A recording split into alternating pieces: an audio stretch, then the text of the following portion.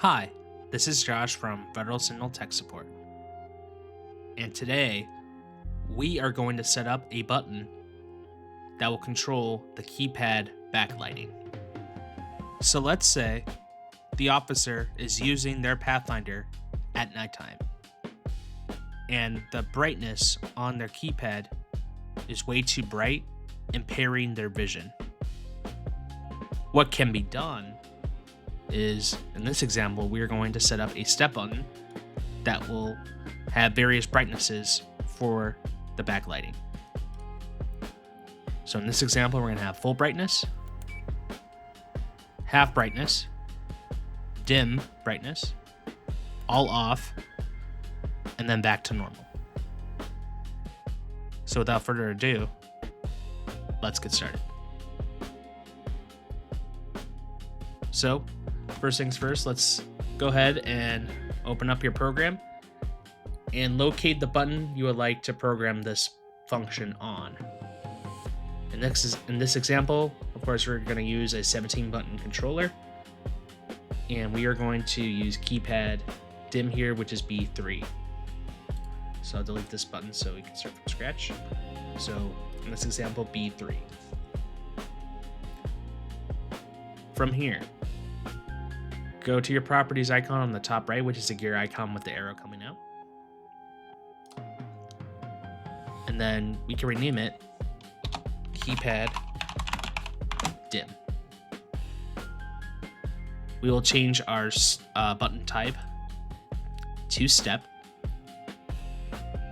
Now, of course, you could do various levels for the backlighting, but in this example, we are going to use 4 steps, which is 100%, half brightness, which is 50%, dim, which is around 25%, totally off, and of course back to normal.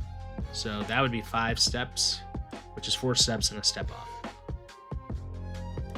And if you want to turn on beep enable, that's fine too. Okay, so once that is done, we can close that out. And then from here, we would need to go to miscellaneous. Also, make sure that it is in the advanced tab on the top right. It should not be on standard. So we're going to start out with step 1, and then we'll just simply check on override global backlighting, and then drag the slider to full brightness as much as you can go. Once that is done, move on to step 2. In this one, we will check on override global backlighting again, and we will do half brightness, so around 50%, like so. Okay, then we will move on to step 3, and this one, this will be around 25%. So we'll just check on override global backlighting. They do 25%. Now this step has an extra step because we want this button to dim along with all the other buttons. So to make sure of that, make sure you're on the advanced tab on the top right. Click the little green plus icon underneath keypad LEDs. And then we need to find out what button on your keypad is associated with the keypad dim. In this example, it's going to be B3. So we'll change that to B3. Change the state to dim. And your primary color when the button is on. In this case, the default, which is red. Okay. Once that is done, we'll move on to step 4. And this one, is where everything turns off. So this one, we'll just check on override global backlighting. Just make sure the value is at 0% or the lowest it can go.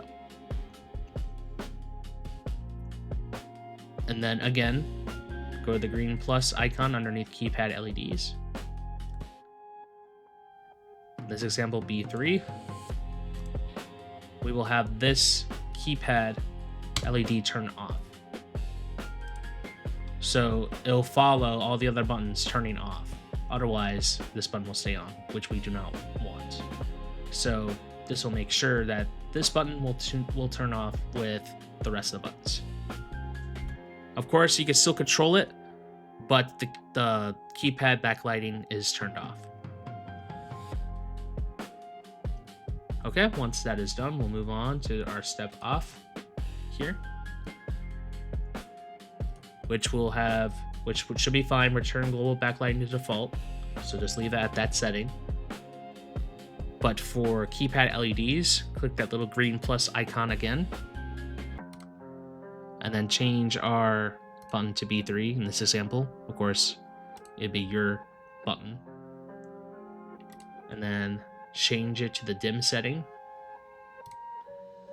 and change the color to the resting state, so no buttons pressed. So by default, all the buttons will be blue, so we just want to match that. So B3 dim blue. And that is all there is to it. So once that is done, you just go to System and Priority Settings. Just make sure ignition or IGN is number 1, and keypad dim number 2. Once that is done, you can close that out, and then just go to Device on the top, and then Program Device to dump the updated configuration into the amplifier. Okay. So that is all for today. If you have any questions, feel free to call our tech support line at 1-800-433-9132, option 1. Or alternatively, you could send us an email at fstechsupport@sig.com. Thanks for watching, and until next time, see you later.